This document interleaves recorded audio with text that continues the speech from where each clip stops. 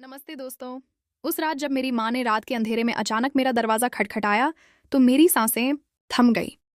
मैं घबराकर उस इंसान की बाहों से अलग हुई जिसे पूरा घर मेरा भैया मानता है, और जल्दी से उसे अपने कमरे के पर्दे के पीछे छुपा दिया। माँ बस एक सवाल पूछने आई थी, लेकिन मेरा दिल इतनी जोर से धड़क रहा था कि लगा सब पोल खुल जाएगी। यही है हमारी कहानी। दिन में भाई, रात में पति, एक ऐसा राजा जिसे सिर्फ चांद, तारे और हमारी बेताब दिल की धड़कनें जानती हैं। चलिए शुरू करते हैं। बिल्कुल उस पल से जब यह सिलसिला शुरू हुआ। मेरा नाम नैना है और मैं लखनऊ की एक गली में बसे एक मध्यम वर्गीय घर की बड़ी बेटी हूँ। घर में माँ पिताजी के अलावा मेरी छोटी बहन रोशनी है। हमारा घर थोड़ा पुराने ज़माने का मगर बहुत खुशनुमा है। बड़ी सी छत, आंगन में तुलसी का पौधा और हर वक्त चाय की सौदी खुशबू। मेरी जिंदगी बिल्कुल सादगी से कट रही थी, बस कॉलेज, घर और रसोई के छोटे छोटे काम। लेकिन एक दिन सब कुछ बदल गया जब पिताजी अपने बचपन के दोस्त के बेटे रोहन को अपने साथ लेकर आए। रोहन इलाहाबाद से सिविल सर्विसेज की तैयारी करने लखनऊ आया था। पिताजी ने कहा, यह रोहन है, अब यही रहेगा, इसे अपने भाई जैसा ही समझना। माँ ने भी हाथ जोड़कर कहा कि मेहमान को कोई तकलीफ ना हो। पहली नज़र में ही रोहन वैसा ही लगा जैसी उम्मीद थी। लंबा कद, चेहरे पर हल्की सी दाढ़ी, आंखों पर चश्मा और हर वक्त किताबों में डूबा रहने वाला एक सीधा साधा लड़का। मैंने बिना किसी हिचक के उसे रोहन भैया कह दिया। शुरू के दिनों में सब कुछ सामान्य था। रोहन बस अपनी पढ़ाई से मतलब रखता। सुबह जल्दी उठकर छत पर अखबार पढ़ता और शाम को अपने कमरे की लाइट देर रात तक जलती रहती। मैं कभी कभी ही उसे चाय देने जाती तो वह सिर उठाकर एक मीठी सी मुस्कान बिखेर देता और धीमी आवाज में कहता, शुक्रिया नैना। बस इतनी सी बात पर मेरे दिल में एक अजीब सी गुदगुदी होती जिसे मैं बार बार नज़रअंदाज करने की कोशिश करती। मुझे लगता कि वह तो भैया है, ऐसा सोचना भी पाप है, लेकिन दिल तो दिल है, वह कहाँ मानता है। धीरे धीरे उसकी आदतें मुझे अपनी ओर खींचने लगीं। बारिश के एक दिन जब वह भीगता हुआ घर लौटा और उसकी सफ़ेद शर्ट उसके तंदुरुस्त शरीर से चिपक गई थी, तो मैंने अपनी नज़रें चुरा लीं। लेकिन एक पल के लिए जो सेहरन दौड़ी वह पहला इशारा थी। फिर एक दिन मैंने देखा कि वह आंगन में तुलसी को पानी दे रहा है और उसकी पेशानी पर पसीने की बूंदें चमक रही हैं, तो मेरे हाथ अपने आप एक गिलास पानी लाने को हुए। उस वक्त मेरी माँ वहीं बैठी थी, तो मैंने मुस्कुराकर कहा, भैया ठंडा पानी लीजिए। उसने आंखें उठाकर ऐसे देखा जैसे कह रहा हो, काश तुम मुझे भैया ना कहो। उस नज़र ने मेरी रूह हिला दी। रात को जब सब सो जाते, मैं अक्सर करवटें बदलते हुए उसके बारे में सोचती। मेरा कमरा उसके कमरे के ठीक बगल में था और दीवार पतली थी। कभी कभी मुझे उसकी किताबों के पन्ने पलटने की आवाज़ें सुनाई देती और मैं इंतज़ार करती कि काश कोई बहाना मिल जाए और हम बात कर सकें। फिर गला साफ करने की आवाज़। एक रात वह हुआ जिसने सब कुछ बदल कर रख दिया। जून की एक गर्म रात थी जब अचानक मौसम ने करवट ली। जोरदार आंधी, बिजली की चमक और फिर पूरा इलाका अंधेरे में डूब गया। सब अपने अपने कमरों में चले गए।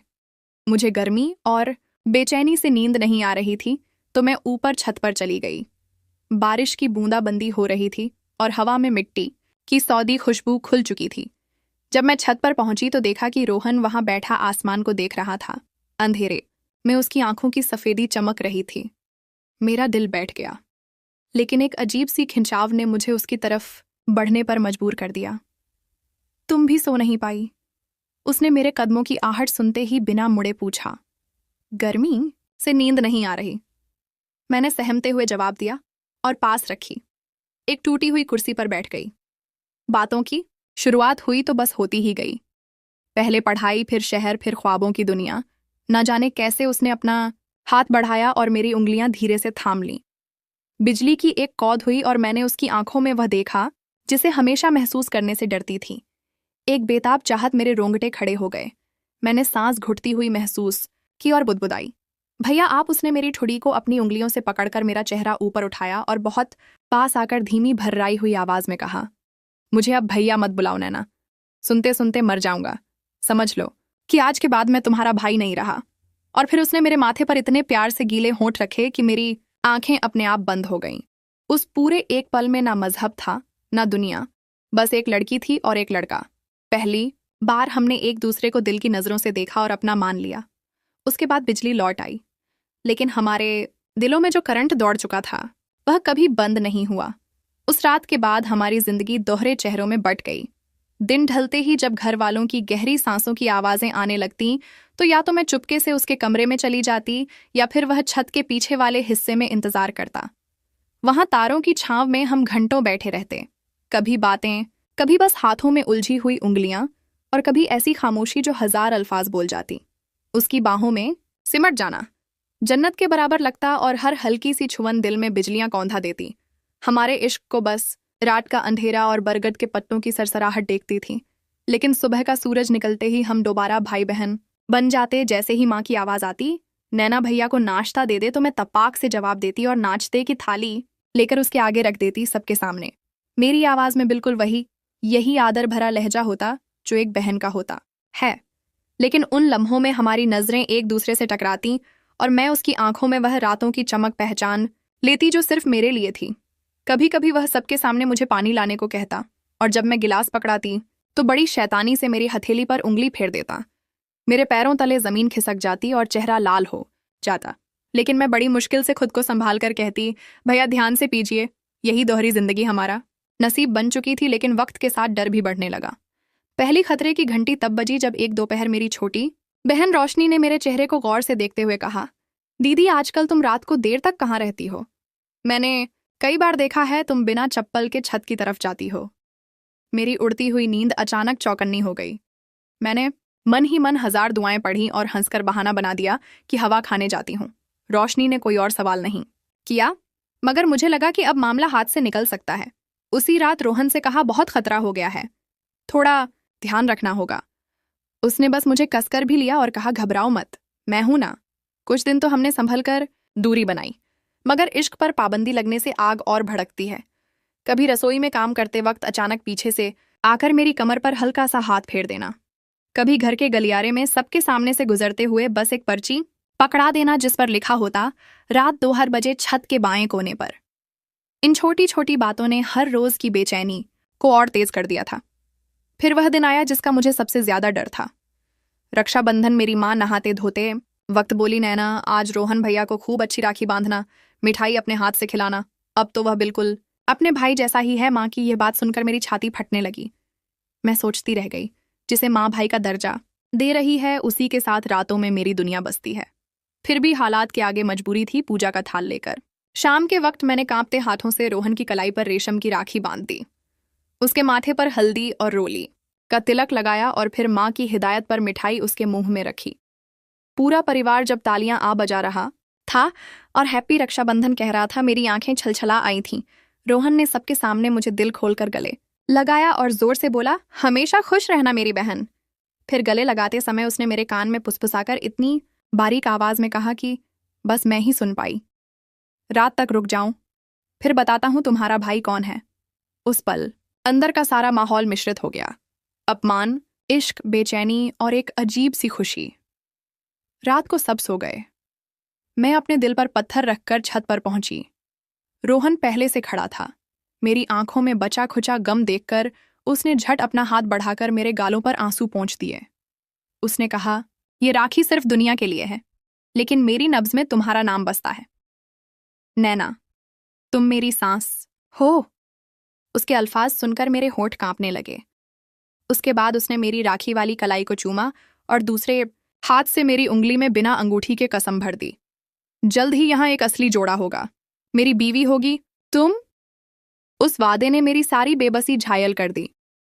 उस रात हमारे मिलन में एक नई तासीर थी, जैसे कोई हक मिल गया हो। हमने एक दूसरे को जी भर के सीने से लगाया और एक लंबी खामोशी में जिंदगी बरसात रहने की कसमें खाई। मगर खुशियों की रातों पर ग्रहण लगना तय था। एक बार रात के करीब 3:30 बजे हम छत के एक कोने में इतने खो गए थे कि वक्त का होश ही नहीं रहा। अचानक नीचे से पिताजी की खंखारने की आवाज सुनाई दी और फिर बिजली की टॉर्च की रोशनी सीढ़ियों पर पड़ती दिखी। कौन है यहाँ? उनकी भारी आवाज ने मुझे पत्थर बना दिया। रोहन ने फौरन मुझे पीछे की दीवार के नुक्कड़ में सरकाया दिया और खुद दबे पांव आगे बढ़कर बढ़ी। मासूमियत से बोला, अंकल मैं हूं रोहन। नींद नहीं आ रही थी, थोड़ी हवा खा रहा था। पिताजी ने थोड़ी देर शक भरी नजरों से उसे देखा, फिर इधर उधर निगाह डाली और कुर्राते हुए बोले, रात का वक्त है, अपने कमरे में जाओ। मैं दीवार से चिपकी सांस रोके खड़ी रही, जैसे तैसे मौत का वह सामान टला। लेकिन उस घटना ने हमें अंदर तक हिला दिया। उस रात बाद में हमने तय किया कि अब इस तरह रोज जोखिम नहीं उठा सकते। रोहन की परीक्षा में 2 महीने बचे थे। उसने मेरे हाथों को अपने हाथों में लेते हुए कहा, बस थोड़ा और सब्र कर लो। नैना, परीक्षा खत्म होते ही मैं अपने घर जाकर बात करूंगा और फिर तुम्हारे पिताजी के सामने खड़ा होकर हक से तुम्हारे हाथ मांगूंगा। भाई का नाटक खत्म होगा। उसकी बातों में इतनी ताकत थी कि मैंने हर डर को दिल से निकाल दिया। हमने तय किया कि तब तक रोज का मिलना सिर्फ नजरों और छोटी मोटी बातों तक सीमित होगा। अगले दिन से हमने सचमुच एक दूसरे से दिन में भाई बहन जैसा ही व्यवहार किया। हालांकि हर रात हमारी बेचैन धड़कनें यही सुनती रहती कि दूसरी तरफ का इंसान भी तो जाग रहा है। अब दिन का नज़ारा कुछ यूं होता।